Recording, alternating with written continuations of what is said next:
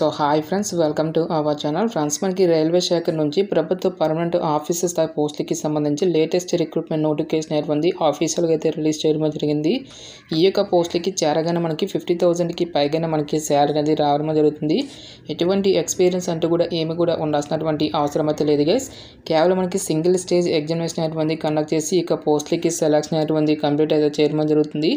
ఈ యొక్క నోటిఫికేషన్కి Andhra Pradesh and Telangana male and female candidates ఇద్దరు కూడా ఇక వేకెన్సీస్కి అప్లై అయితే చేసుకోవచ్చు. ఈ విధంగా ఇక నోటిఫికేషన్కి సంబంధించి టోటల్ డీటెయిల్స్తో పాటు అప్లికేషన్ ప్రాసెస్ కూడా చెప్తాను కాబట్టి స్కిప్ చేయకుండా ఎండ్ వరకు చూసి అప్లికేషన్స్ అయితే సబ్మిట్ అయితే చేసుకోండి. ఫస్ట్ టైం మన ఛానల్ని విజిట్ చేసినా కనుక సబ్స్క్రైబ్ అయితే చేసుకోండి. అదేవిధంగా పక్కనే వచ్చే బెల్ ఐకాన్ కూడా యాక్టివేట్ చేసి పెట్టుకోండి ఫ్రెండ్స్. మీరు ఇచ్చేటువంటి లైక్స్ చాలా ఎంకరేజింగ్ అండ్ మోటివేషన్గా ఉంటాయి కాబట్టి సో ప్రతి ఒక్కరు కూడా వీడియోని లైక్ చేసి మీ ఫ్రెండ్స్ అండ్ ఫ్యామిలీ మెంబర్స్కి అయితే షేర్ చేయండి ఫ్రెండ్స్. డిస్క్రిప్షన్లో WhatsApp and Telegram channel link అనేది ఇవ్వడం జరిగింది. సో ఇంకెవరైనా జాయిన్ అవ్వట్లేదు కనుక జాయిన్ అయితే అవ్వండి ఫ్రెండ్స్. ఈ యొక్క పోస్ట్లకి సంబంధించి ఇంపార్టెంట్ డేట్స్ విషయానికి వచ్చేటది కనుక ఆల్రెడీ అప్లికేషన్ ప్రాసెస్ అనేది స్టార్ట్ కావడం జరిగింది. ఇక లాస్ట్ విషయానికి వచ్చేటది కనుక December 27, 2023 వరకు కూడా అప్లికేషన్స్ అనేవి ఆన్లైన్లో సబ్మిట్ చేసుకోవాల్సి అయితే ఉంటుంది. ఫస్ట్ ఆఫ్ ఆల్ ఈ యొక్క పోస్ట్లకి ఎవరెవరు అప్లై చేసుకోవచ్చు అని చూసుకున్నట్లయితే కనుక ఓన్లీ ఇండియన్ నేషనల్ మే అప్లై అని చెప్పేసి ఇక్కడ మనకి జనరల్ కండిషన్స్లో ఫస్ట్ పాయింట్లో క్లియర్గా ఇవ్వడం జరిగింది. సో మీరు ఏ రాష్ట్రానికి చెందినటువంటి both male and female candidates ఇద్దరు కూడా ఇక వేకెన్సీస్కి అప్లై అయితే చేసుకోవచ్చు.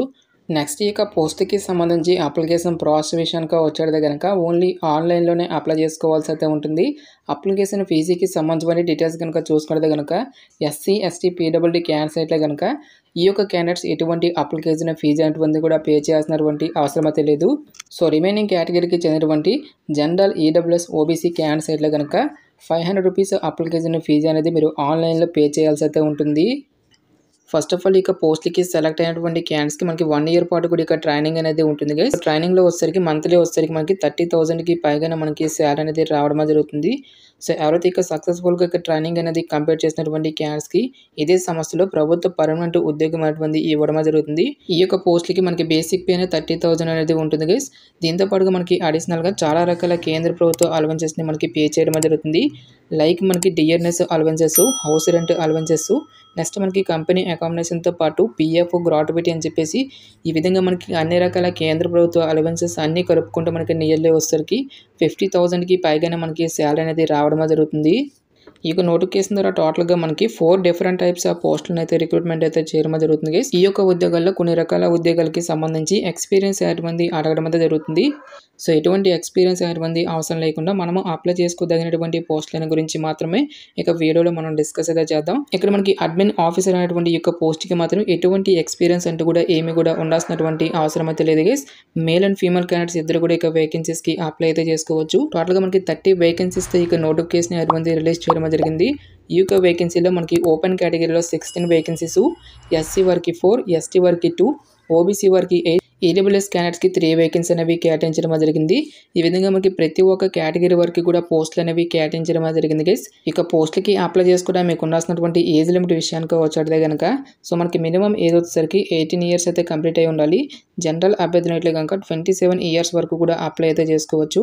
OBC క్యాండిడేట్స్ అయితే కనుక 30 years వరకు, SC, ST క్యాండిడేట్స్ అయితే కనుక 32 years వరకు కూడా అప్లై చేసుకోవడానికి ఛాన్స్ అనేది కల్పిస్తూ ఉన్నారు. నెక్స్ట్ ఈ యొక్క పోస్టులకి సంబంధించి అప్లై చేసుకుంటే మీకు ఉండాల్సినటువంటి ఎసెన్షియల్ ఎడ్యుకేషనల్ క్వాలిఫికేషన్ కనుక చూసుకుంటే కనుక first class graduation in any discipline అని చెప్పేసి ఇవ్వడం జరిగింది.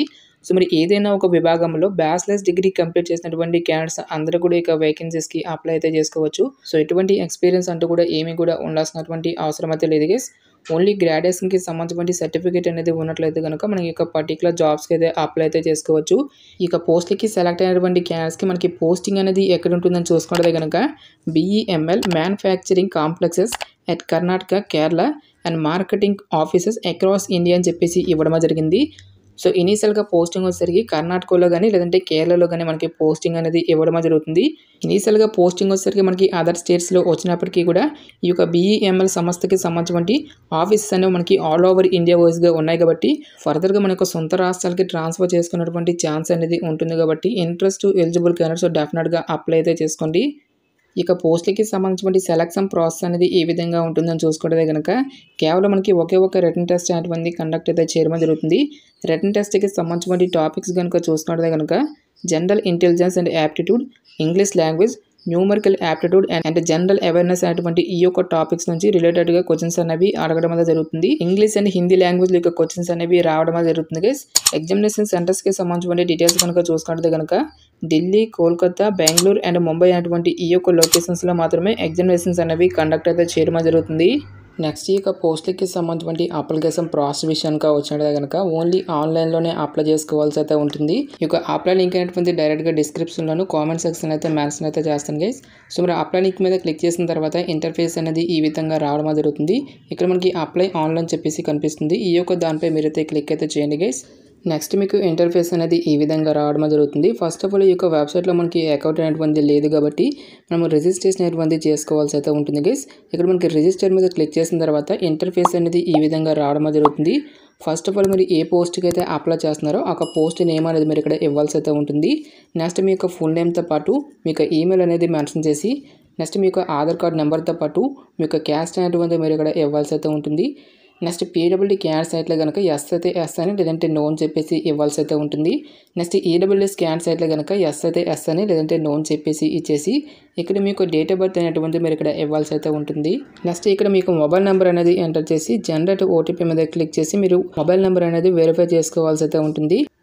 ఈ విధంగా మీకు మొబైల్ నెంబర్ అనేది వెరిఫై చేసుకున్న తర్వాత ఇక్కడ మీకు పాస్వర్డ్ అనేది ఇచ్చేసి మీకు పాస్వర్డ్ అనేది మళ్ళీ కన్ఫర్మ్ చేసుకుని ఇక్కడ రిజిస్టర్ అనేటువంటి దాని మీద క్లిక్ చేసి ఈ విధంగా మీరు రిజిస్ట్రేషన్ అనేది కంప్లీట్ చేసుకోవాల్సి అయితే ఉంటుంది. ఈ విధంగా మీరు రిజిస్ట్రేషన్ అనేది కంప్లీట్ చేసిన తర్వాత ఇక్కడ మనకి లాగిన్ అని చెప్పేసి కనిపిస్తుంది. ఈ యొక్క దానిపై మీరైతే క్లిక్ అయితే చేయండి గైస్. ఈ విధంగా మీరు లాగిన్ అయిన తర్వాత మీకు ఒక ఎన్రోల్మెంట్ నెంబర్ అనేది వస్తుంది. ఆ ఎన్రోల్మెంట్ నెంబర్ అనేది ఇక్కడ ఇచ్చేసి నెక్స్ట్ మీ యొక్క పాస్వర్డ్ అనేటువంటి ఎంటర్ చేసి లాగిన్ అయితే అవ్వాల్సి అయితే ఉంటుంది. ఈ విధంగా లాగిన్ అయిన తర్వాత నెక్స్ట్ అప్లికేషన్ ఫామ్ అనేది ఓపెన్ చేసి ఈ యొక్క అప్లికేషన్ ఫామ్లో వచ్చేసరికి మీకు బేసిక్ డీటెయిల్స్తో పాటు టోటల్ ఎడ్యుకేషనల్ క్వాలిఫికేషన్కి సంబంధించిన డీటెయిల్స్ అన్నిటిని కూడా ఫిల్ చేసి ఫైనల్గా పేమెంట్ అనేటువంటిది చేసి ఈ విధంగా మనం ఈ యొక్క రిక్రూట్మెంట్కి అప్లై చేసుకోవాల్సి అయితే ఉంటుంది. గ్యాస్ మనకి ఈ యొక్క నోటిఫికేషన్ వచ్చేసరికి గవర్నమెంట్ ఆఫ్ అండర్టేకింగ్ కింద వర్క్ చేస్తున్నటువంటి BEML అనేటువంటి ఈ యొక్క కేంద్ర ప్రభుత్వ సంస్థ నుంచి అఫీషియల్గా రిలీజ్ అయినటువంటి ఈ యొక్క notification details interest eligible candidates డెఫినెట్గా అప్లై అయితే చేసుకోండి. ఇక పోస్ట్లకి సంబంధించిన లింక్స్ అన్నింటినీ కూడా వీడియో డిస్క్రిప్షన్లోను కామెంట్ సెక్షన్లో అయితే మెన్షన్ అయితే చేస్తాను గైస్. ఇంకా ఇక నోటిఫికేషన్కి సంబంధించి మీకు ఎటువంటి డౌట్స్ వచ్చినా సరే నాకు కామెంట్ సెక్షన్లో కామెంట్ అయితే చేయండి. ఇటువంటి మరిన్ని జాబ్ అప్డేట్స్ కోసం మన ఛానల్ని సబ్స్క్రైబ్ చేసుకుని బెల్ ఐకాన్ కూడా యాక్టివేట్ చేసి పెట్టుకోండి. సో ఇది ఫ్రెండ్స్ ఇవాళ వీడియో. రేపు మరొక మంచి అప్డేట్తో మళ్ళీ మీ ముందుకు రావడం జరుగుతుంది. Thanks for watching. Have a nice day.